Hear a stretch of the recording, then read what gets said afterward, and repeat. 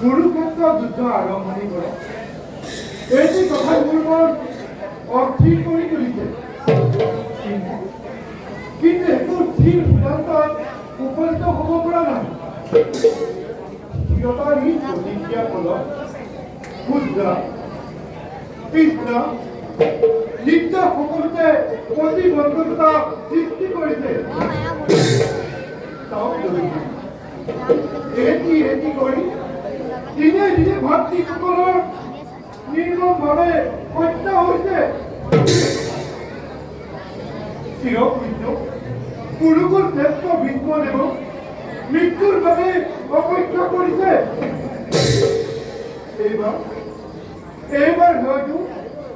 গুৰু দ্ৰোণ বা কৰ্ণ এনেদৰে ভাতৃসকলক নিৰ্মমভাৱে হত্যা কৰি ভাৰতৰ মই ৰাজত্ব কৰিব লাগিব। মই আগেয়ে কৈছো, এনে ৰাজ্য সুকান্তাৰ মোৰ নাই। এনে কৰিলে জন্ম ধৰি আমি পাপ সাগৰত ডুবি পৰিব লাগিব।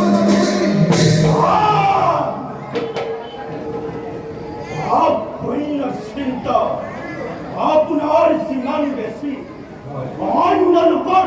নহয় কিয়? ধনে পাপ কৰিলো, তাৰ কি অনিষ্ট হৈছে? আৰু আমি পুণ্য কৰিলো, আমাৰ কি লাভ হৈছে? এইবোৰ কথা বাদ দি যুদ্ধৰ কথা আলোচনা কৰক। কালিলৈ তাৰ বাবে সেনাপতি পাতি গৌৰৱজন পুনৰ যুদ্ধতে অৱতীৰ্ণ হ'ব। এইবাৰ সকলো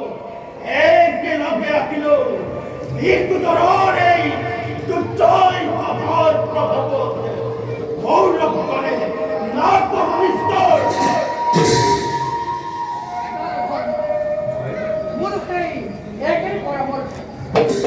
জীৱনত অন্য চিন্তা কৰিবলৈ অনেক সময় পাম,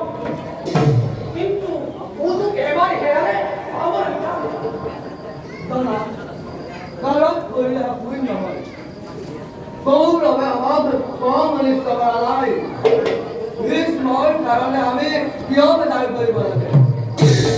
তেওঁ আমাৰ প্ৰতি মৰম থকা হ'লে তেওঁ কেতিয়াও কৌৰৱৰ খেলাপত্ৰ গ্ৰহণ নকৰে আমাৰ প্ৰতি তেওঁৰ ইমান ক্ৰোধ নে আমাক ৰক্ষা কৰিবলৈ নিৰস্ত্ৰ কৃষ্ণৰ অস্ত্ৰ ধৰিবলগীয়া হ'ল গতিকে ভীষ্ম হ'ল ভালেই হ'ল এইবাৰ যি আহে তাৰ বাবে সাজু হোৱা উচিত কৰা চাওঁতে চাওঁতে কুৰুক্ষেত্ৰৰ 10ম দিন পাৰ হৈ গ'ল এতিয়া জানো পুনৰ বিবেচনা কৰিবলৈ সময় আছে না সেই সময়টো কেতিয়াবা পাৰ হৈ গ'ল আছে যদুপতি এতিয়াও সময় আছে তুমি আমাৰ হৈ দৈত্যজনক মাত্ৰ 500 গ্ৰাম প্ৰদান কৰিবলৈ কোৱা উদময় ভাৰতৰ দেখোঁ জ্বলি থকা ধ্বংসাত্মক গ্ৰন্থি নিৰ্বাচিত কৰিবলৈ আমি এবাৰ চেষ্টা কৰি চাওঁ যদুপতি এই কথাটো কি মই অতি দিনহীনভাৱে দুৰ্যোধনৰ ওচৰত পঞ্চ পাণ্ডৱৰ বাবে মাত্ৰ 5খন গাঁও ভিক্ষা খুজিছিলোঁ কিন্তু তাৰ উত্তৰ স্বৰূপে কৌৰৱৰ জনবহুল ৰাজসভাৰ পৰা পাণ্ডৱৰ কুটিৰলৈ আনিলোঁ কিছুমান অপমান আৰু নিন্দা সূচক বাণী দৈত্যৰ অবিবেচক যদুপতি দুৰ্যোধন ভাৰতৰ এক শক্তিৰ সম্ৰাট দাদা ভাৰতৰ লক্ষ লক্ষ জনতাই এজন অবিবেচক তেওঁলোকৰ সম্ৰাট বুলি গ্ৰহণ কৰিব নোৱাৰে কদাপি তথাপিতো যদুপতি মাতৃসকলক নিৰ্মমভাৱে হত্যা কৰি কৌৰৱৰ ৰাজ অট্টালিকাত মাতৃভূসকলৰ তৰুণ বিননি দিব নাৰীসকলকো পুৰুষসকলৰ লগতে সমাধিত কৰা হ'ব ৰাজমাতা গান্ধাৰী আৰু ৰাজমহিষী ভানুমতী ৰাজমাতা গান্ধাৰী আৰু ৰাজমহৰ্ষি ভানুমতীক শেহতীয়া কৰি এবাৰ চিন্তা কৰি চোৱাচোন দাদা নিজ মাতৃ কুন্তী দেৱী আৰু কৃষ্ণৰ নিৰ্যাতনৰ কথা মৃত্যুবৰণ কৰিবলগীয়া হোৱা নাই যদুপতি মৃত্যুৱে ভাল দাদা কৃষ্ণ কিন্তু মৃত্যুপায় অৱস্থাটো অতি ভয়ানক যদুপতি পঞ্চ পাণ্ডৱৰ ধৰ্মপত্নী কৃষ্ণও আজি জীৱিত নাই দাদা যদুপতি কৃষ্ণৰ মৃত্যু হৈছিল সেইদিনা যিদিনা ৰজস্বৰ এক অৱস্থা প্ৰতি পেশত ধৰি পানী আনিছিল হত্যাকাৰী শাসনে এই শিল্প দৰ্শন কৰি ৰাজা দুৰ্যোধনে সেই দুৰ্পদ নন্দিনী আৰু কুন্তী দেৱীৰ মৃত্যু হৈছিল সেইদিনা যিদিনা বাৰ্ণাবতৰ চতুৰ্গৃহত কুন্তী দেৱীসম পঞ্চ পাণ্ডৱক জীৱন্তে অগ্নিকুণ্ডত নিক্ষেপ কৰিবলৈ ঘোৰ ষড়যন্ত্ৰ আৰু দ্বিতীয় পাণ্ডৱ বিদুৰ কৃষ্ণেহৰ ভাতৃয়ে বিষ পান কৰাই জাহ্নবীৰ তৰংগ মালাৰ মাজত আহুতি দিছিল সেই আহুতিৰ কাৰণে কোন যুক্তিত আজি ধৰ্মৰ অন্তৰে কান্দিব লাগিছে কৃষ্ণ শান্ত হোৱা কৃষ্ণ অসময়তে নিকুতৰক উত্তেজিত কৰি তুলিব ভক্ত প্ৰায় পৰিস্থান হ'ব দিব সৃষ্টি কৰিব সৃষ্টি ভস্মীভূত কৰিব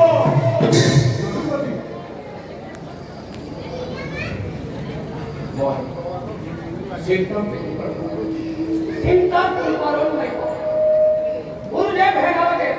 কৌৰৱৰে ঘৰৈত্যহীন সেনেকে কৰি অৰ্থৰ বিৰুদ্ধে অস্ত্ৰ ধৰে তথাপি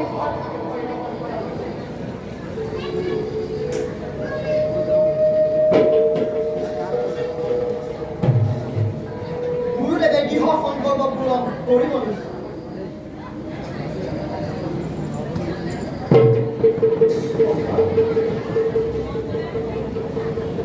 কৌৰৱৰ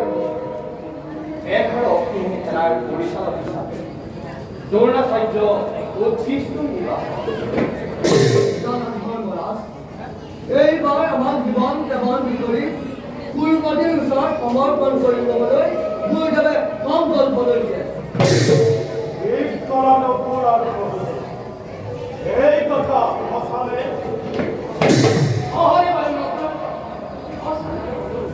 ধৰ্মৰাজক বন্দী কৰিব গুৰুদেৱৰ হ'ব সজ্জাত পাহৰি গ'ল নেকি ভীম আৰু অৰ্জুন যে এতিয়াও পাণ্ডৱৰ পক্ষত বিদ্যমান শান্ত হোৱা হয় তুমি উত্তেজিত নহবা দাদা ভীম এতিয়াও উত্তেজিত হোৱা নাই তোমাৰ সম্ভৰ মূৰ্তি এইদিনা দেখিবা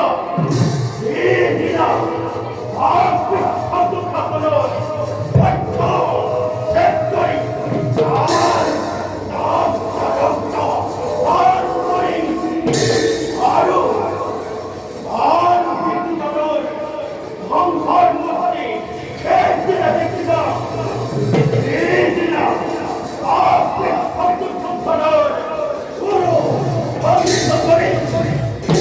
শান্ত হোৱা ভাই তুমি উত্তেজিত হৈছা কিয় ভীম এতিয়াও উত্তেজিত হোৱা নাই আজিলৈ অধৈৰ্য হৈছো দিনে দিনে তোমাৰ মনৰ পৰিৱৰ্তন দেখি মই অধৈৰ্য হৈছো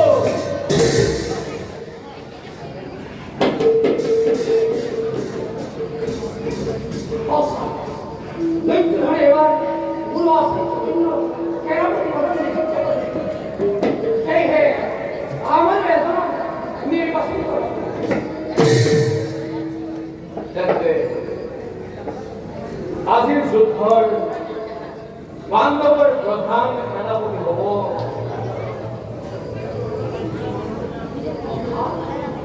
আজিৰ যুদ্ধৰ পাণ্ডৱৰ প্ৰধান সেনাপতি হ'ব দ্বিতীয় পাণ্ডৱ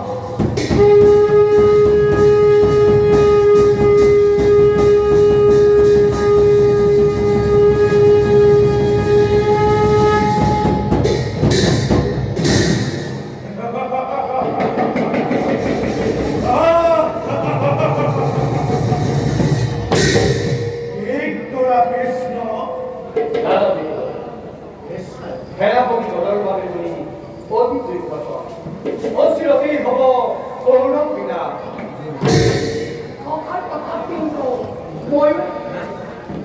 হ'ব লাগে কেৰামতি দাৰুণ সুখী আছে আজি সেনাপতি নিৰ্বাচন সুখী মই সেনাপতি নিৰ্বাচন জানো সংসাৰ কৰা ৰুদ্ৰমুনি ধৰি সকলোকে এফালৰ নিশ্চিন্ত থাকা দাদা নিশ্চিন্ত থাকা মাতৃভাৰতে কালিলৈ গলত উৎপত্ত আৰু আশ্চৰ্যপূৰ্ণকে সমুলংঘে পৰাজিত কৰি দুৰ্যোধনৰ পুৰো ভংগ কৰি পাণ্ডৱৰ ৰাখিম গৌৰৱ আৰু সেই পাপিষ্ঠ দুখাবলৈ বৈধ্য কৰি ৰক্তপাত কৰি ইচ্ছাটোৰ প্ৰাণ